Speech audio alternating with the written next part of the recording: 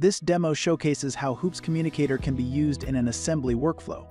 Within this demo, you can load components from a parts list by clicking and dragging them into the scene. Once in the scene, you can utilize custom constraint operators such as collinear, concentric,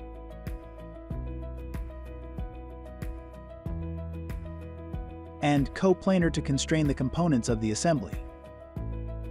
Depending on the type of constraint applied, you can modify it by flipping the mate, rotating,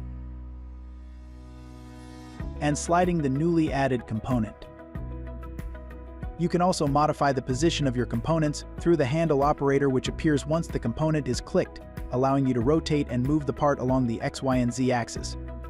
Undo and redo buttons are available within this demo, along with a measurement operator.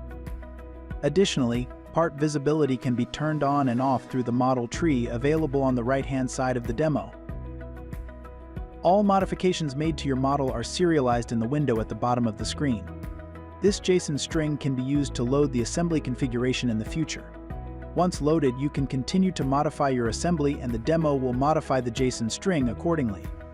This assembly workflow is just one way that HOOPS Communicator can be used to create browser-based 3D engineering applications.